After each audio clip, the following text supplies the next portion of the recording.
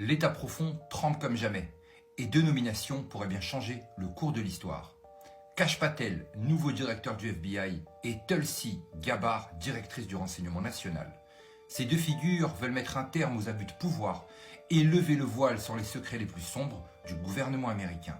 L'élite tente de les diaboliser, de les traiter de complotistes, de dangereux, mais la vérité est toujours d'abord ridiculisée avant d'exploser. Et je sais de quoi je parle.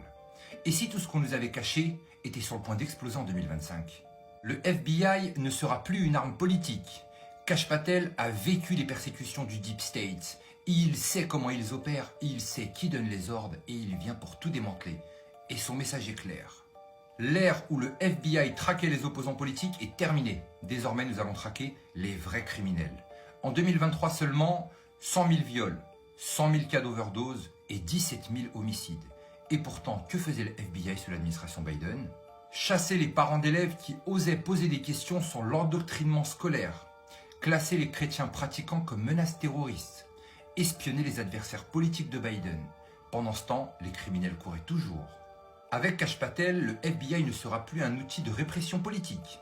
Il redeviendra ce qu'il aurait dû être, une agence qui protège les citoyens. Et ça, les élites ne peuvent pas le supporter. Si Kash Patel va nettoyer le FBI, Tulsi Gabbard va s'attaquer au renseignement national. Elle a vu de l'intérieur comment les élites ont utilisé des agences de renseignement pour mentir, manipuler et déclencher des guerres inutiles. Et elle le dit clairement. Le plus grand mensonge de ces dernières décennies, l'invasion de l'Irak sous un faux prétexte. Ce que cela a causé, des millions de morts, la montée de Daesh, l'instabilité mondiale, le financement indirect d'Al-Qaïda, une vague migratoire massive en Europe, et tout cela sur la base d'un mensonge. Et ce n'est pas tout. Tulsi Gabbard révèle aussi ce que les médias n'osent pas dire. Les États-Unis ont financé et soutenu Al-Qaïda et d'autres groupes islamistes. Obama et Hillary Clinton ont soutenu des terreaux au Moyen-Orient. Et l'État profond ne veut pas la paix, mais veut toujours des guerres éternelles. L'administration Obama n'a pas combattu les terreaux, il l'a financé.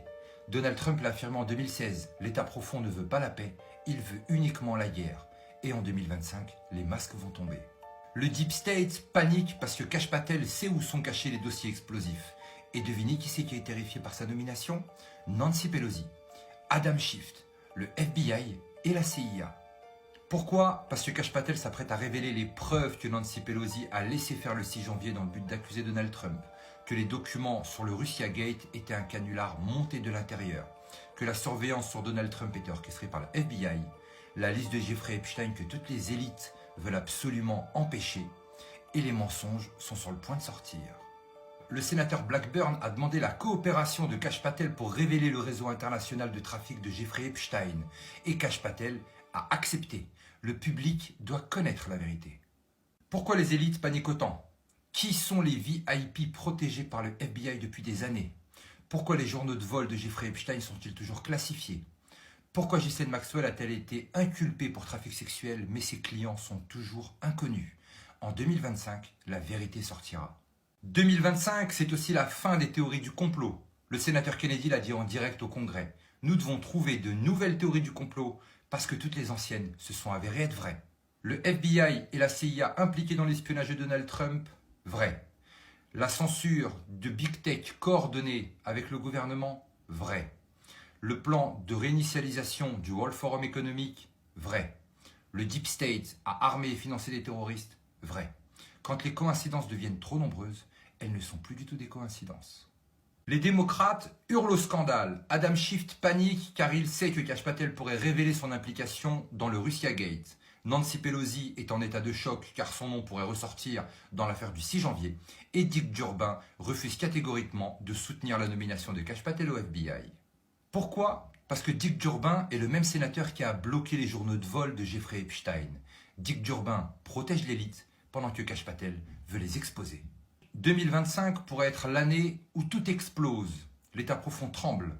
La vérité est sur le point d'être exposée et les Américains pourront peut-être enfin connaître la vérité. Mais Kash Patel tiendra-t-il ses promesses et verrons-nous un jour cette liste des journaux de bord de Jeffrey Epstein ? Dites-moi en commentaire. Abonnez-vous et restez connectés.